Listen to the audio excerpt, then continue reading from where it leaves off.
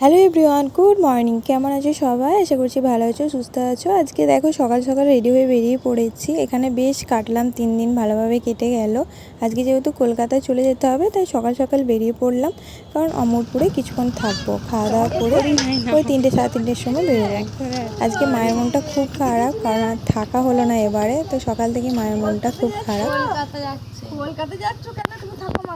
উঠানের মধ্যে একটা আম গাছ আছে। গ্রীষ্মকালে এই আম গাছটার জন্যই রোদ আসে না, আর এত মিষ্টি আম হয় কি বলবো। এবারে আমও এসেই 2 বছর আম আসেনি, খুব মিষ্টি আম।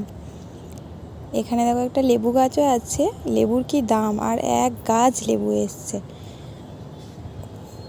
আমাদের একটাই গরু আছে, এই গরুটা মা রেখে দিয়েছে, গোয়ালটা শূন্য করবে না বলে রেখে দিয়েছে। আর আমি নিয়ে এসেছি একটা কাস্তে লাউ শাক নিয়ে যাওয়ার জন্য। মা এক ব্যাগ জিনিস করেছে।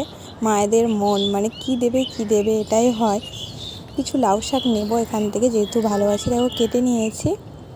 আর কারি পাতা নেবো। আমি 3টে কারি পাতা গাছ লাগিয়েছিলাম, 2টো হয়েছে। 3টি হয়েছিল, একটা বোধহয় মারা গেছে। তো কিছু কারি পাতা আমি নিয়ে নেব। ভালো করে ধুয়ে রোদে শুকিয়ে রেখে দিলে না অনেক দিন থাকে। তো কোনো তরকারিতে আড়াতে দিলে বেশ ভালো লাগে খেতে। আর বেশি বড় করিনি ভিডিওটা। দেখো একবারে ভাত খেতে বসেছি। এখানে মা পোস্ত, বেগুন ভাজা, পটল ভাজা, মাংস করেছিল। রেডিও হয়ে গেছি। বেরোনোর সময় বুনি দই দিচ্ছে সবাইকে। বেরিয়েও পড়লাম রেডি হয়ে। এখান থেকে মা ফুল নিচ্ছে গোপালকে দিয়ে দেবে বলে। সবাইকার মনটা খুব খারাপ। মামার মনটা এত খারাপ যে কাউকে ছেড়ে আসতেই চাইছিল না, গাড়িতে একদম চাপতে চাইছিল না। সবাইকার মন এত খারাপ কি বলবো। মামা দেখো কান্নাকাটি করছে যে যাবো না। আর মোমোকে ও প্রচুর ভালোবাসে, আমার কাছেই আসে না মোমোকে পেয়ে। অনেক কষ্ট করে বুঝিয়ে মাম্মাকে গাড়িতে তুলেছি। চলো এরপরে যাই।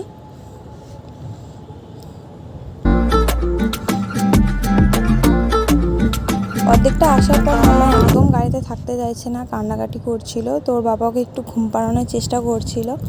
ছোটো ছেলেকে নিয়ে গাড়িতে যাওয়া খুবই কষ্টে।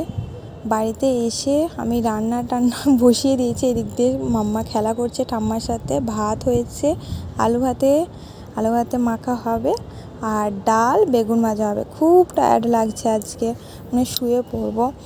খাওয়া দাওয়া করে অনেকটা জার্নি করে এসেছি, এবারে খুব কষ্ট হয়ে গেছে।